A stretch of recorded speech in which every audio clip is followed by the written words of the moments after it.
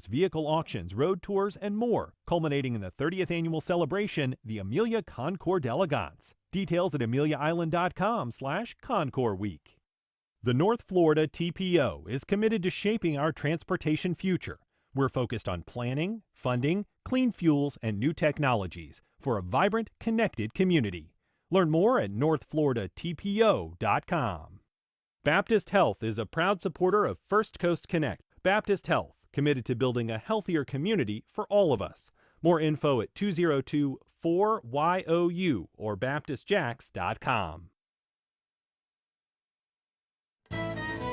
This is WJCT News 89.9 Jacksonville. Up next, national and local news from NPR and the WJCT News team.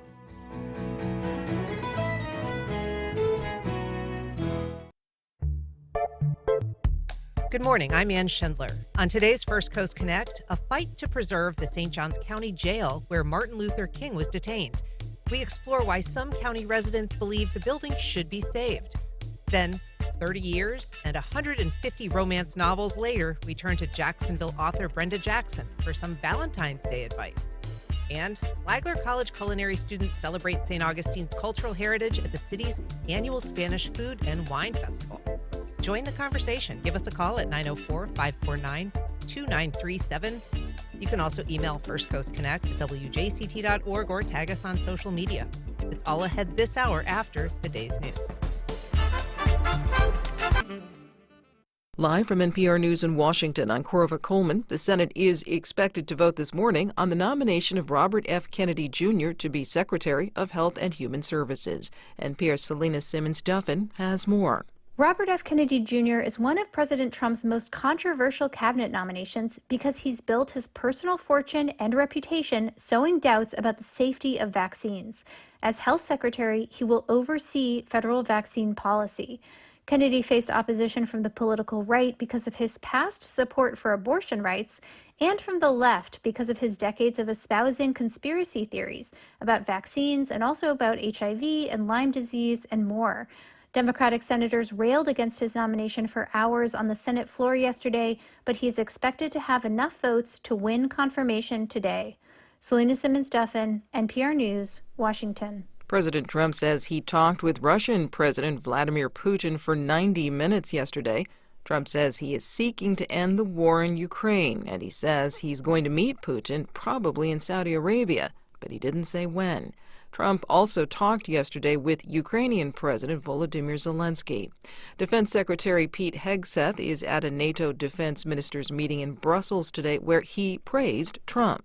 There's one man in the world capable of convening the parties together to bring peace, and that's President Donald Trump, which he demonstrated yesterday in speaking to both Vladimir Putin and Zelensky and bringing about, we believe, a durable, lasting peace on the continent. The war started when Russia invaded Ukraine.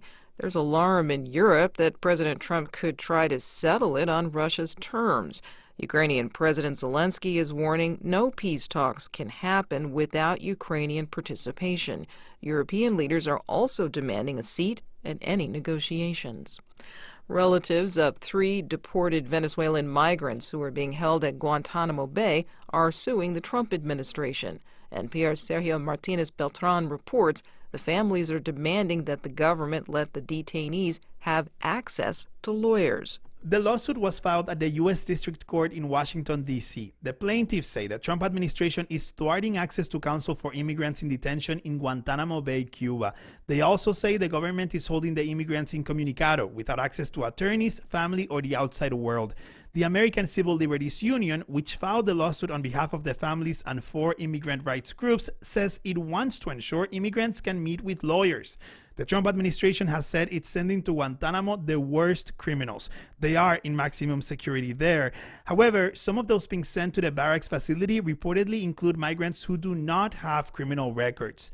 Sergio Martinez Beltran, NPR News, Austin. You're listening to NPR News.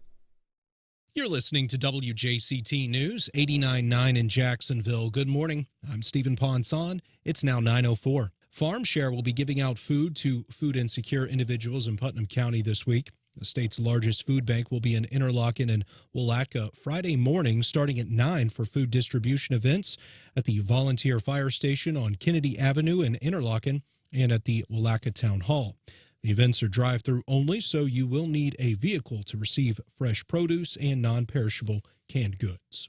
Residents of Clearmont, Florida, near Orlando, have a hedge against the high price of eggs in the grocery store. They can now raise up to 5 chickens in their backyard and make their own eggs. Luis Alfredo Garcia reports on a new city ordinance that comes with a flock of conditions. The city will only allow residents to keep female chickens on developed single-family properties, and a chicken coop is required to keep them. The city of Claremont will not allow the sale of eggs from the backyard chickens. According to the U.S. Department of Agriculture, the average price per dozen eggs last month reached $4.95. It's a new record high since tracking began in 1980. The avian flu is the main driver of these rising egg prices. Groveland's Harrison Creek farm owner Kimberly Harrison says those looking to take advantage of the new law need to keep disease and other chicken-raising concerns in mind. A lot of people will find that it's a lot of work and a little bit more stressful to keep chickens than to just have these little things run around and be cute. Despite the ordinance, City Council says homeowners association rules will apply in certain subdivisions, and it's up to the association to allow the chickens.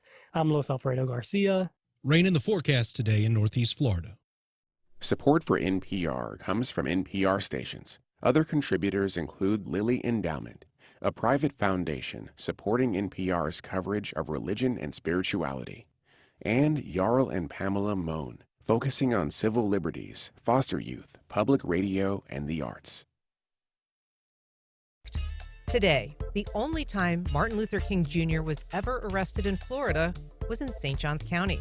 Now some residents are fighting to preserve the jail where he was held. Later in the program, Jacksonville's most prolific romance novelist shares some pre-Valentine Day words of wisdom. But first, news that the St. Johns County Jail was slated for demolition sparked a movement to save it. To discuss it, we're joined by Noah Hertz, St. Johns County reporter at Jacksonville Today. Good morning, Noah. Morning, Ann. Adonnica Toler, director at the Eartha M.M. White Museum in Jacksonville. Good morning, Adonnica. Good morning. And joining us by phone, Rabbi Merrill Shapiro, president of the St. Augustine Jewish Historical Society. Good morning. Good morning, Ann. So, Noah, we'll start with you. Catch us up a little bit on what's happening here. Why is the jail suddenly the focus of all this attention? So it's funny. This is something that if you've been following the county's interests in terms of demolition and development of buildings and such, this both kind of came out of nowhere and also has been a long time coming.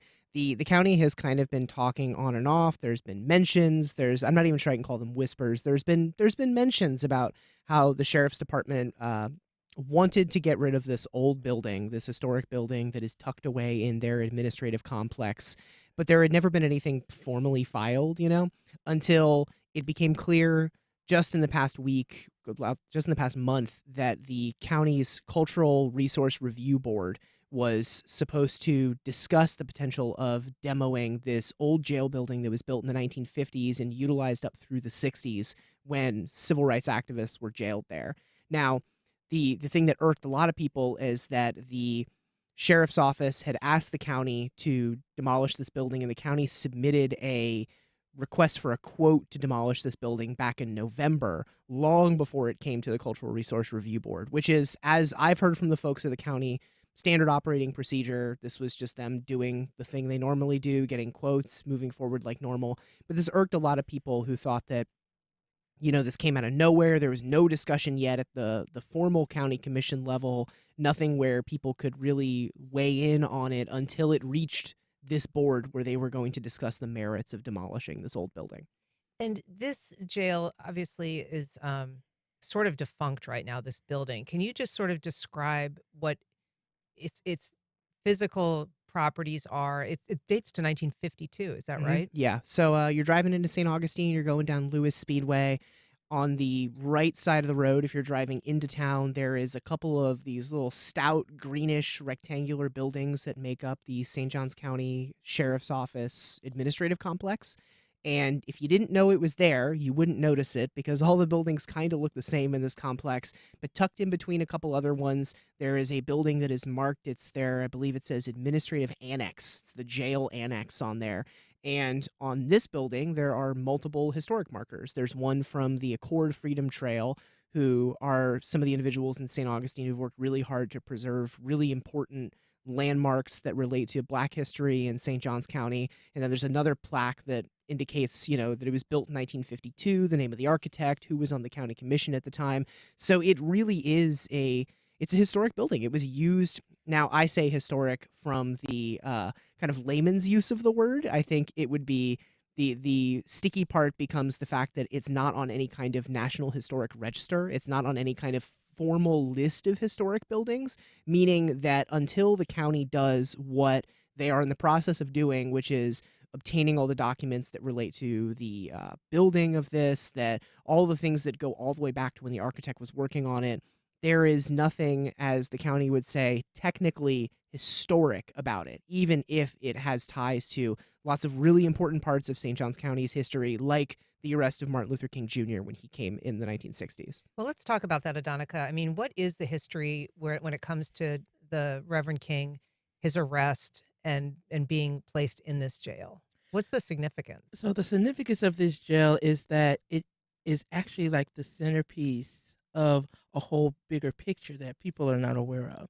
While this is happening, St. Augustine was selected specifically to challenge social injustice, racism, because in 1965 was going to be 400 years of St. Augustine celebration.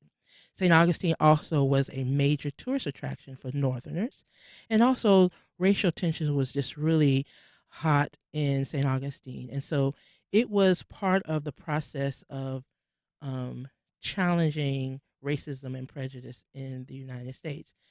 And at the same time, you had people like Dr. Robert Hayling, who were advocating for the passing of the Civil Rights Act of 1964. All of this is happening at the same time. And so while Dr. King came in to bring more light onto the work of what Dr. Hayling, the teenagers, and the children were doing to protest racial injustice in St. Augustine. Now, Dr. Hayling now is behind the scenes pushing forward. So Dr. King being arrested brought the spotlight more on St. Augustine so much because of who he was. And he came for that purpose. He knew if he was arrested, more attention would be brought to St. Augustine, Dr. Young, and others. That was the purpose. And so what happened in St. Augustine was the turning factor in making sure that bill was passed. Because when Dr. King was arrested June 11th, there was a filibuster going on in the Congress to prevent the bill from passing, and it's fluttered out. It broke down by the 10th. June 10th, they lost the filibuster. The filibuster just broke it down. Dr. King was arrested on the 11th. He writes his rabbi friends. They come, 18 rabbis come to protest and pray outside the jail. They're arrested June 18th, and it was an outrage. You arrested rabbis? What? They were just praying. So it just put the spotlight and really pushed forward the intent to get that bill passed. So it's symbolic of the work of all the citizens of St. Augustine that have been fighting for that. Even Mrs. Mary Peabody was living there. Her son was the governor of Massachusetts, and she's down here protesting and getting arrested as well. Right. So it just showed the people who were engaged in the process of changing social injustice in St. Augustine. So to tear it down, in my opinion, is to just kind of wipe out that imagery. And it's also, I want to say, it's very ironic that they're talking about tearing it down when the state just awarded St. Augustine to be the place for the Florida African American History Museum. You're getting ready to tear down a building that represents a very important part of African American history. Rabbi Shapiro, I want to bring you into the conversation. Adonnica noted this mass arrest of rabbis. It was the largest arrest of rabbis in U.S. history. Remind us, though, you've started a petition to preserve this jail. What significance does it hold in your mind, and why do you want the county to try to preserve it? Well, all right, let's just let me focus on your word significance. This is a building of significance. It has meaning. It is a symbol, as I think Ms. Toler pointed out. Let's think of the U.S. flag for just a moment. Some people might look on it as just a piece of cloth, but to others of us it represents a republic and based on democracy and freedom, that all people are created equal. And this building, some are approaching as though it's bricks and mortar. It has a value. It has numbers of square feet and has so many years old. The truth of the matter is it has meaning and significance that inspire us to rise above the day-to-day hubbub and to appeal to the better angels of our nature. And so at Dr. Martin Luther King's, Reverend Dr. Martin Luther King's request, 16 rabbis and a lay leader of the Central Conference of American Rabbis, got a telegram from Dr. King. We need as many rabbis down here as possible. He was eager to keep the civil rights issue on the front pages of northern newspapers. They came down. They were sorely afraid. We had 6 of them come back on the 50th anniversary of the arrest in 2014, and they talked about their fear of snipers and of other dangers that they were aware of that were taking place against civil rights demonstrators in the South. Nonetheless, they went to the hotel, and the Monson Hotel, entered was a segregated lunchroom, began to pray there, and were arrested. While that was going on, by the way, several black teenagers jumped into the swimming pool, and the owner and manager of the hotel poured muriatic acid into the pool. We know that perhaps posed little danger to those in the pool, but it was caught by an AP press photographer, and that picture appeared in the papers up in Boston and New York and Philadelphia and Washington and Baltimore, and ultimately caused the end to the filibuster in the Senate of the Civil Rights Act of 1964, and it was signed 3 days later by President Lyndon Johnson. By the way, 3 days later was also the murder of those teenagers in Philadelphia, Mississippi, I believe it was, the Freedom Riders. Were buried in Eartha. Yeah, Freedom Riders. Mm-hmm. So this building has a great deal of meaning, and it's not just a pile of bricks and mortar and doesn't have X number of square feet and won't cost X number of dollars to restore it. It has significance and meaning. It's inspiring to all who come and see it. If you're just joining us, we are talking about a community effort to save the jail where Martin Luther King was held during protests in St. Augustine in 1964. You can join our conversation. Give us a call at 904-549-2937. You can also email First Coast Connect at WJCT.org. You can also reach out on social media. So, Noah, you have spoken to the sheriff about this. He, presented at the county commission meeting, and he made a point of saying, this is not a must, but if we're not going to proceed with this demolition, we're going to have significant funding to kind of work around it. He also said he's done some outreach to the community. Yeah, the sheriff and I spoke last week, and he basically said to me, like, look, tear down this building, don't tear down this building, I don't care. But the point he was trying to make is that as long as it stands in its current state, the sheriff's office can't do anything with it. The building has asbestos in the lining on the inside of it, and it's not. They have attempted to use it in the past as numerous different types of administrative offices and found that it's just not something they can stick people in because of the asbestos. So as long as it stands in its current state, unless, as he said, significant amount of money is put towards rehabilitating the inside of it, it's not like the sheriff's office can do anything with it. So the point he was making was he would rather see the building itself torn down and then the markers restored, a historical marker put there to indicate maybe the exact spot where the cell where Martin Luther King was arrested be stuck, than this building left up that is functionally just an empty building that the sheriff's office, the county, nobody can really do anything with. And some of the significant items from the jail pertaining to that arrest, Adonnica, have already been taken. A bench that was in the jail where King was held, his fingerprint card, those are already, you know, preserved at the Lincolnville Correct. Historic and Cultural Center. There are some jail bars that remain in there. There's been some suggestion perhaps those could be removed and put in the new Florida Black History Museum that you mentioned, which is going to be sited in St. Augustine and sort of a cell recreated there. Why would that not be sufficient? And I just, will point out from as Noah's description, this is kind of far out of the way. It's not a particularly welcoming or accessible site in the middle of all of the judicial center and the other jail operations. I think that, and I understand about the asbestos and things, but there can be a campaign to raise money to take care of that.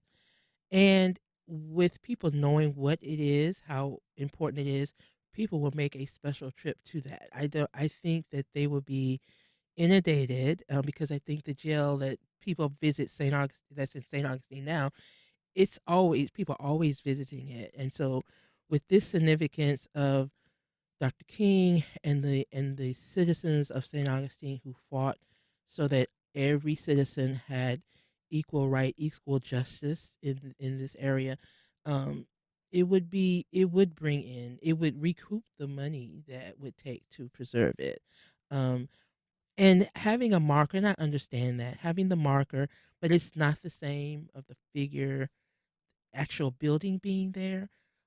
But those of us who would like to see it, if we want to, we would have to be active in helping find the money, and also that we're properly storing the history through research. Continue to research more. We know a lot, but then there's all these stories and oral histories that we don't have that should be preserved.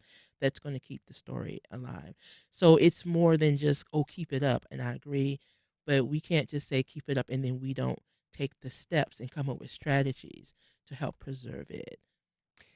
Rabbi Shapiro, we've talked about King. We've mentioned that there was this 16 rabbis that were held in the jail, but there are other historical figures that also were arrested there. People associated with the movement in St. Augustine, including the Reverend Ralph Abernathy, the Reverend Andrew Young, who of course went on to be a UN ambassador and a congressman.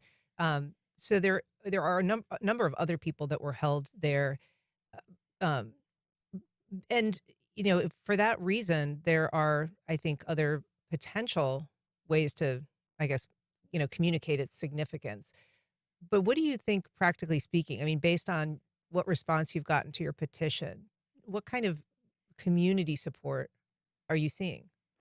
I think the petition has only just begun. We haven't really promoted it as we should have, but it already has very significant support. People recognize that there are several steps here.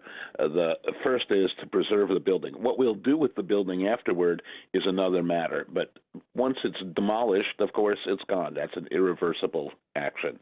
And again, it has significance, right, beyond Martin Luther King and beyond the 16 rabbis. It's the largest mass arrest of rabbis in U.S. history.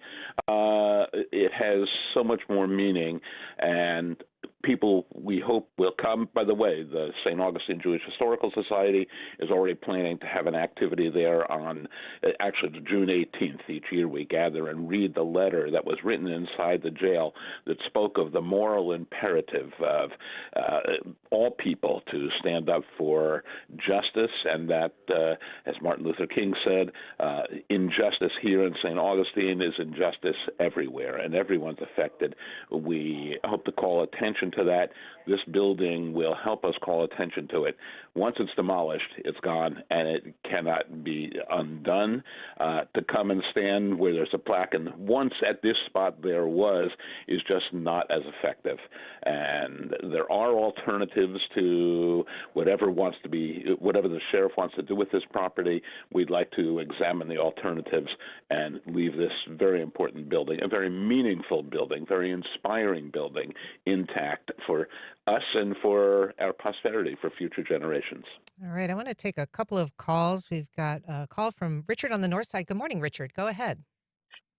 Hey, good morning. I just want to make a real quick comment. Earlier, one of the guests said that the reason that the sheriff's office still the building needs to be destroyed is because of asbestos or whatever it is, or the building's not in perfect condition.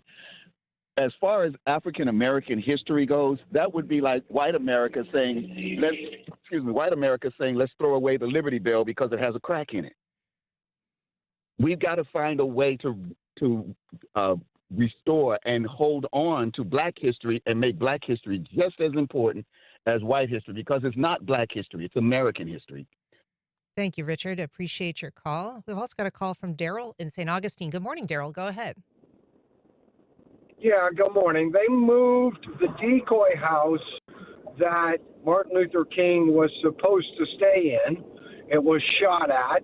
And they moved that all the way from the beach to the new Black History Museum on King Street. It seems to me that it's a much flatter and much easier move to move some portion of this jail cell to the new Black History Museum, and now you have a Dr. Martin Luther King display monument exhibit representing Black history right in the Black History Museum, and they can see the decoy house with the shot out window. They can see the jail that he stayed in, and it would be all in one place, and it would also attract more people to that actual museum.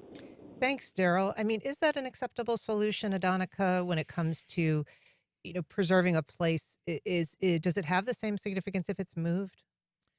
I think it would be okay because the building is there, and then you can still talk about it, and you can say this is where he was, this is where Abernathy was. I would prefer it being moved to being destroyed, because just as the rabbi said, once it's torn down and there's a marker, okay, it was here, okay. But being moved, you can recreate it some, because you have to restore some things, but you could actually come in and have the feel of the place. I think the energy of the structure of what was happening in the structure would still be there, and you can really use it as a memorial, as the caller said, to what Dr. King, and I keep emphasizing the citizens of St. Augustine, because the citizens of St. Augustine were key. They made the move first that brought the attention for Dr. King to come to St. Augustine. So it's like a memorial to the citizens who said it's time for us to fight for the right to be treated as American citizens. It's interesting. David Nolan, who's a St. Augustine historian and has been pushing to save this building, has noted, that when Dr. King first was looking at St. Augustine, he sent Andrew Young down here to kind of cool the movement, that it was going to happen somewhere else. Dr. King sent Andrew Young here, and Andrew Young said, there's no stopping this. Right. This is a movement that's happening. Right. These kids are not going to be told to settle down. But I did just want to read something that he had said in his writing, David Nolan. He said, St. Augustine is a history teacher to America at large, and we must show America's children something more than ghosts and pirates and Ripley's Believe It or Not museum. We must show historical places where real things happened. I want to take a call from Don in North Jacksonville. Good morning, Don. Go ahead. Good morning. Thank you for taking my call. I overheard some of the visitors out there at the station that talked about that the main goal is to try to preserve it now and fight to keep it up, and then afterwards to decide what they're going to do with it. And I was thinking about looking forward and pitching the idea of doing something with it, like making it into a museum, something that would be maybe profitable for St. Augustine or St. John's County, and maybe that's a way of using the motivation of profit to maybe have people to rethink about it, and given the environment that we're in right now, that a lot of people might be against it, just period. Yeah, thanks, Don. I'm going to take a call also from Susan in Fruit Cove. Good morning, Susan. Go ahead. Good morning. I'm so glad you've taken my call. Thank you. We've done some visits to some of these places and had conversations with people. And it's just so crucial that we have the site and the remembrance of that event. If people are even more interested, there is an excellent movie about Andrew Young's time here that was done by a student who was a filmmaker and documentarian, and it's an hour long, but it is so good, showing exactly what happened from news reports then. And Andrew Young had very limited memory because he actually had a brain injury. And so the video is excellent, and it gives credit to so many people who worked for so many years, the dentist whose name I can't pull out, and other people who were so, just ordinary people who were pushing and pushing to say, listen, we have to have a better way of treating people of color. So yeah. I'm just so pleased that you're doing it, and I just want to add kudos to keep going. Thanks, Susan. That film that she references called Dare Not Walk Alone is by a former Flagler College student named Jeremy Dean, and I'm pretty sure you can watch it on YouTube. It is an extraordinary film, yes. And it has some archival footage of the protests in St. Augustine that he unearthed that really had not been seen before. So I want to see, Rabbi Shapiro, what it is about you've kind of talked about the significance of that mass arrest of rabbis and its connection, the kind of connection that it symbolizes between the Black community and the Jewish community, and the strong alliance that was particularly pronounced during the civil rights movement. But I wonder if you think that alliance has any, special significance these days, or if reminding people about that is important. It does, and it is, and it reverberates. We, almost by accident, discovered this arrest more than a dozen years ago and started to promote it and point it out. We have been joined. Each of these rabbis served a congregation somewhere around the country, and all of a sudden the congregations, with enormous pride, began to reclaim their former rabbis, and they became excited about this issue. But I would hasten to note that even the NAACP was founded in part by Jews working together with Black people of color, and we have a long history of Jewish morality. Now, I'm not saying that history is perfect at every turn, but Jews have an imperative to seek justice, to find injustice wherever they can, and work to create it. And so they rose to do exactly that. I want to make mention, one of the callers talked about the museum. And the museum is a wonderful thing, and museums are remarkably effective if they're done well. But once people walk off the property of the museum, get in their cars and go out to lunch or dinner or whatever, a little bit is forgotten. I personally, traveling up and down Route 1, US 1, and whenever I pass Lewis Speedway and looked at that building, it has meaning. It's out in the community. It's out there. It's not just behind some, I shouldn't say stuffy museum, because, again, there are very good museums as well, but it's part of the life and the rhythm and the heartbeat of our community if it remains and stands where it is. And so that's why we're advocating for its preservation. I'm going to also note, somebody talked about the asbestos. Asbestos mitigation has to take place even if they demolish the building. So either way, that asbestos will have to be taken care of, and that is an expensive process. But again, this building has meaning beyond dollars and cents. It has meaning beyond its bricks and mortar. It's truly an inspirational point of that draws us to their attention. Noah, it's fairly recently that St. Augustine has begun to embrace its civil rights history. It's always kind of celebrated its colonial history, but it's really only in the last, I'd say, 15 or 20 years that any of the sites that are marked now on the Freedom Trail were marked or celebrated.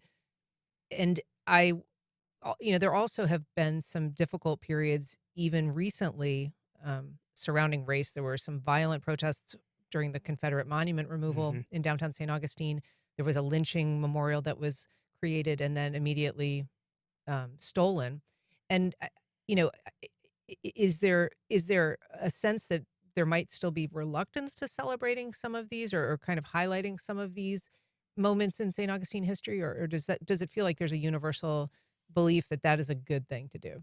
I think like anywhere that those kinds of discussions are tricky. I would say that if you were to poll just any number of random people in St. Augustine and ask them, hey, is it good to preserve Black history? I would say by and large, individuals would say probably yes. But I mean, this is a city that, I like the word that Rabbi Shapiro used, reverberate. This is a city where the reverberations of its past history can be felt everywhere. And I think, like you said, a big point of pride for the city is its colonial history.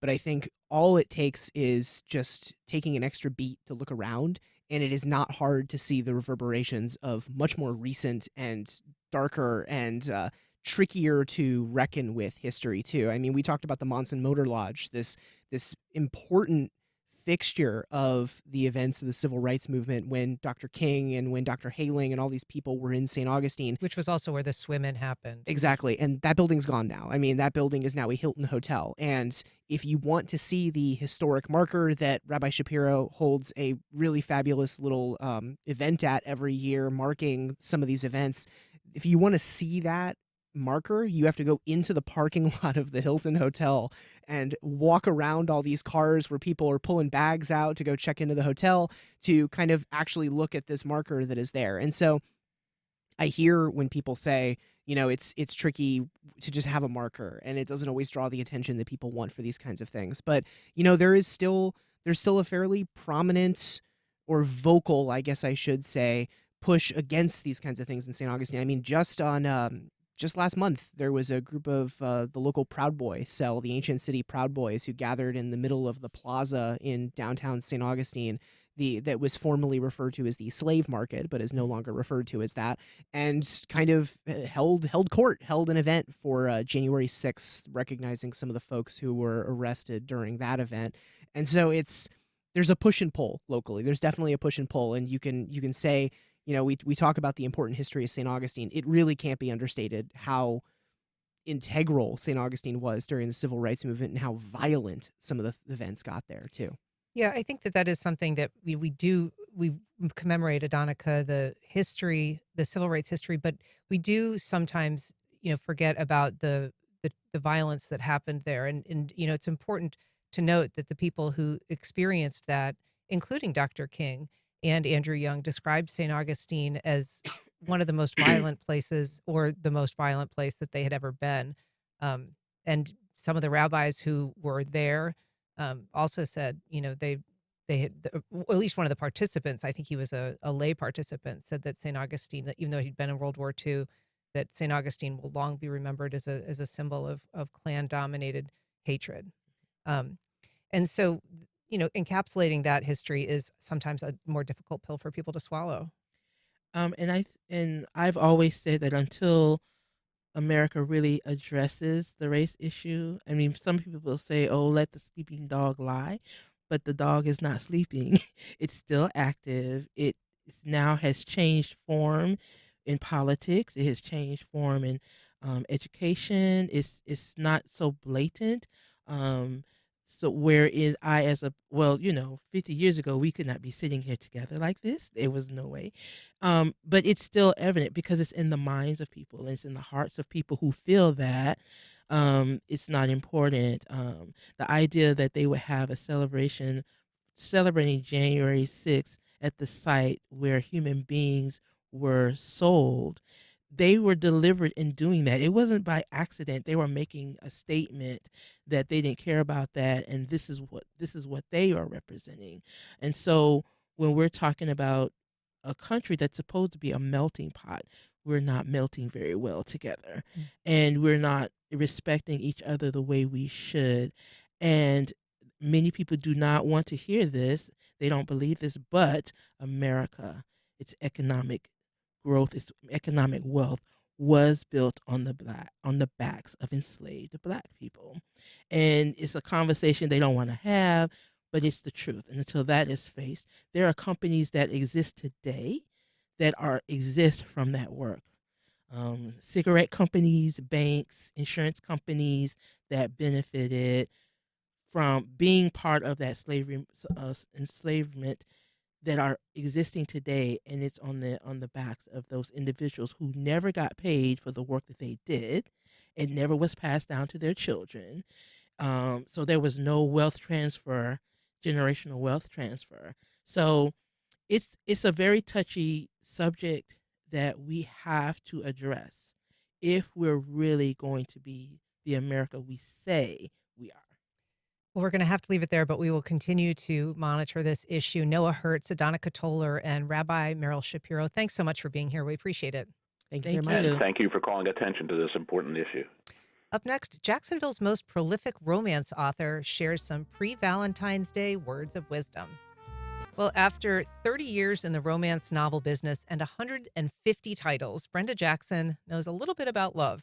The New York Times best-selling author and Jacksonville native joins me now. Good morning. Good morning. How are you? I'm wonderful. It's great to have you here. Today is actually the day that marks the premiere of your new movie based on your book, A Lover's Vow. Yes, that it premieres does. today, but tomorrow's Valentine's Day. So Yes. let's start. That is a big day in the world of a romance novelist. It is. It is. And I'm just so happy that it is. I am so happy that it came out right before Valentine's, the day of love. Tell us a little bit. I mean, what does it mean to be a author of romance novels on Valentine's Day?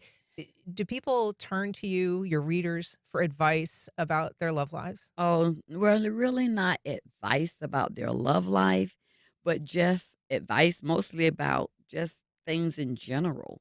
Soulmates, whether or not, because they know I truly believe in love. It's not just something I write about. I truly believe in it. So for a romance author to share Valentine's Day with the world is wonderful, because that's one day that everyone concentrates on love. I remember speaking to you when your very first book was published back in 1995. Tonight and Forever. Tonight and Forever, right. And it seems like eons ago at the time, and it's kind of hard to even remember this, but at the time there really weren't kind of any romance writers of color, or and to have seen just the genre explode. I mean, I had a woman on recently who just does hockey romances, and that's its own subgenre. But at the time, you were really breaking new ground. I was breaking new ground, not only me, but other authors of color.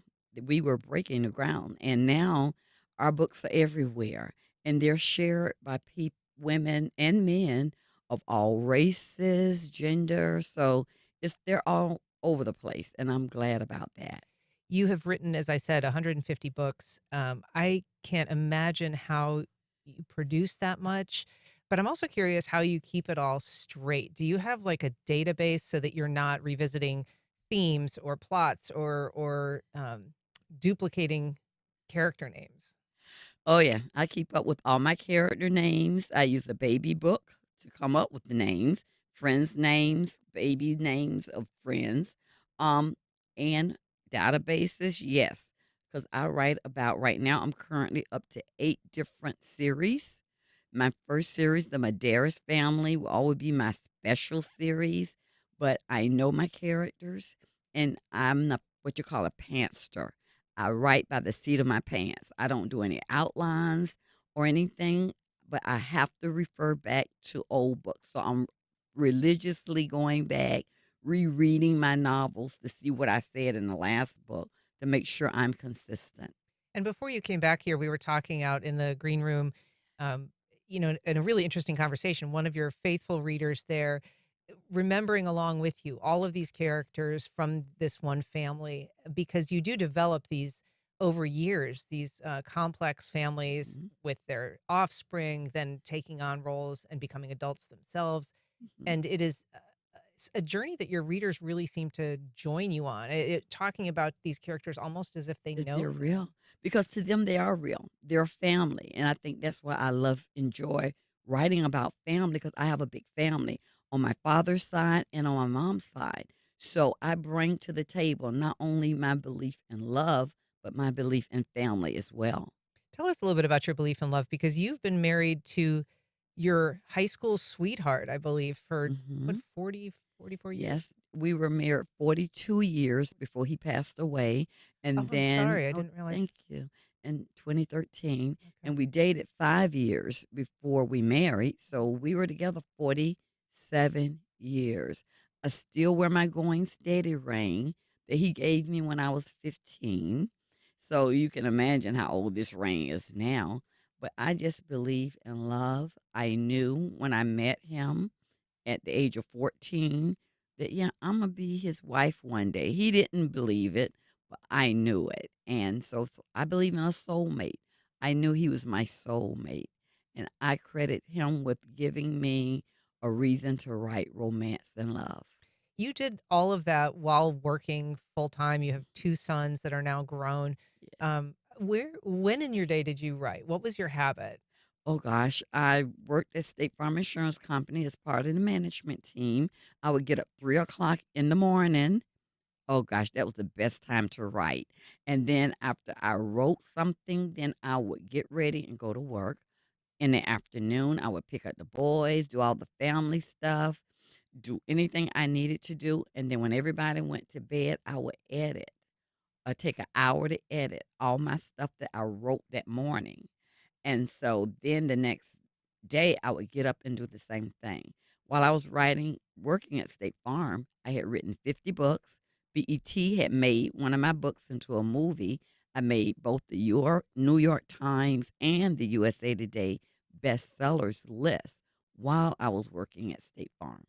And you have some amazing accolades. You have had your books named the best book of the year. 2015 Essence Magazine named one of your books, A Lover's Vow, one of the best books of the year. Goodreads named one of your books one of the top 100 romance novels of all times. But, we talked about the premiere today of one adaptation of one of your books. You also adapted one of your books and produced your own movie. I did. No one had done that. No author, or romance author, had ever done that. And I had a son who graduated from Florida State Film School. He had spent 8 years in the film industry, first at Columbia, UNF here in Jacksonville. Then he went to Columbia University in New York, and then he went to Florida State Film School. So my husband wanted to see, he's been in school for 8 years for this film stuff. Give him a book, let him produce it. I will finance it. So that's what he did. He was the director. My husband and I were the executive producers. And that film, Truly Everlasting, made such a big hit with my readers because it was by the book that Netflix picked it up for 3 years. It's amazing. You've also been, a philanthropist on a massive scale in terms of the, money that you've provided for scholarships and everything. But just, briefly in this last few minutes or last minute that we have ahead of Valentine's Day, what is your best advice as a romance writer and somebody that kind of is a scientist of love? I would tell people to appreciate the person you are with now, not just on Valentine. That's a special day, but every day. It's important to have good communication with the person you love. It's good to spend time together and just believe in the power of love. I think a lot of people lose that once they are married. And then I get letters from young people that say, I can't find my Mr. Medeiros, my Westmoreland man. He's out there. Never give up that you will meet the person that's meant to be in your life. Well, great words of wisdom. Brenda Jackson, thank you so much for joining us today. Thank you. Coming up, celebrating St. Augustine's Spanish heritage with food. Mayo Clinic, working to treat the untreatable by developing personalized cancer vaccines that stimulate the immune system to better treat. On WJCT News 89.9. On the next Fresh Air, filmmaker, photographer, professor, and writer Ramel Ross. He's nominated for an Oscar for Best Adapted Screenplay for the film Nickel Boys, which he also directed. The movie's also nominated for Best Picture. It's about 2 young black men in the 60s attempting to survive a brutal reformatory academy. Join us. Today at noon on WJCT News 89.9.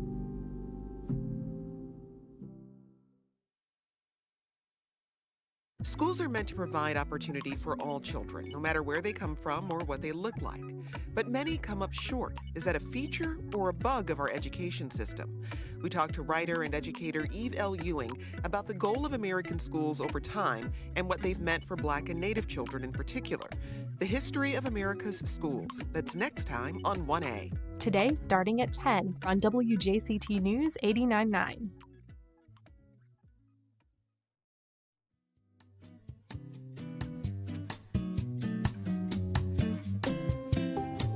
Welcome back. Well, Flagler College culinary students have an opportunity to show their stuff at the upcoming St. Augustine Spanish Food and Wine Festival. The event benefits the college's hospitality and tourism management program. And here to tell us about it is assistant professor and internship coordinator at the program, Zachary Cole. Good morning. Good morning. We're also joined by Samara Storvik, a student in the hospitality and tourism management program. Good morning. Good morning. Nice to have you. So, Zach, what makes this festival an opportunity for the students that you work with? Yeah, we like to think of it as kind of a living lab. So we're really oriented around getting them out and getting them experiencing where we say the rubber meets the road. This is a really high-end 3-day quality experience that connects all the stuff we're doing in hospitality to the local community and to the heritage of the place. So we feel that it's kind of a symbiosis of all the things that we're trying to get out of them while they're with us for the 4 years. And it is a high-end festival. Some of the people that you bring in, I mean, there's certainly community vendors, some very high-end restaurants that participate in addition to the culinary students. Sure. But there's also like 3 pretty extraordinary guests that you have. Tell us about them. So we're flying in Emmanuel Kamiji. He's a master sommelier, and in the wine world, that's like, the tip of the spear. He's also unique in that he owns and makes his own wine. So we're featuring his wine both on a Wednesday night event, kind of a pre-festival event, and then again on our most exclusive event, which is our Friday night event. For us, in the education business, having somebody of that caliber come in and be able to interact with our students is just icing on the cake. And then he's bringing along a couple of chefs that he's worked with for a number of years, really hand in hand in developing the wines. So it's just for the folks that are going to come to the festival all weekend, it's a really unique situation where you have somebody at the top of their game in the wine world who's worked with chefs hand in hand, and we're bringing all 3 of them in to create a really kind of a special experience. And we should say this is runs February 20th through the 22nd. But Samara, what is it, first of all, that you will be doing in conjunction with this festival? And then just tell us a little bit about, what it is that you hope to derive from this program at Flagler. So this will be my 3rd year participating in the festival, and my role this year is a little bit different. In previous years, I've been more of like student help, like kind of playing that part where I'm more working the festival. But this year, I have been asked to be sort of a student manager, sort of a student lead. So that will be very exciting to kind of dip my toes in sort of a new sort of realm of something I just haven't experienced with the festival. What would that entail exactly? So I would be helping my fellow classmates sort of the ebb and the flow of the event. So I've worked all these events previously in the past. So like if someone needs just help or ask any questions, I'm there to help out. But then also I will be still participating with helping with service and working with all the wonderful vendors we have coming. So you'll be kind of working and you'll also be supervising. Yes. Yeah.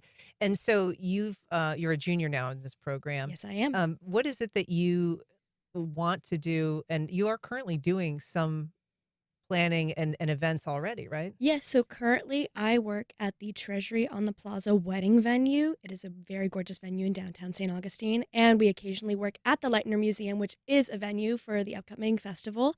So that's also very exciting. In the future, I'm hoping to take my degree into more of a tours-based operation. I want to start as a tour guide and then move to something towards like a travel coordinator of sorts. That's neat. Flagler and St. Augustine in general seem like it would be sort of a perfect laboratory for this kind of major. If you're looking at, tourism, culinary arts, there's just kind of all of that already, like the table is set. Yeah, I mean, we always say like the main building, the showcase of the campus is an old hotel.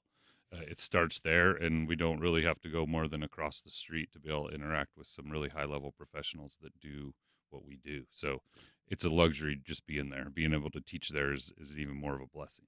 Yeah, I mean, I'm curious, how did you come to this in your own life, teaching this? And how do you have the kind of the knowledge set to teach it? I don't think my story is different from anybody else. I put myself through school, and a lot of us that put ourselves through school, we work in restaurants, and so that was always kind of my game. Realizing then that I could just keep going to school and eventually teach it, just felt like a kind of a natural fit. 8 years ago, 9 years ago, the campus kind of Flagler kind of came to the realization that it was needed. It really rounds out our offerings within the business school. And since day one, because of where we're at, we've always just been really, really practical experience oriented. It's false to sit in a classroom and look out the window at a beautiful hotel or a phenomenal restaurant and not want to, well, let's just walk over there and see what they're doing. Hospitality breeds a network of professionals that is uber supportive. And I'm sure there are other industries like that, but hospitality especially, and as a professor, we're just trying to leverage those relationships as much as we can. Well, the festival is the 20th through the 22nd. You can get more information at SpanishWineFestival.com. Samantha Storvik, Zachary Cole, thanks so much for being here. We appreciate it. Thank you. All right. And thank you for listening.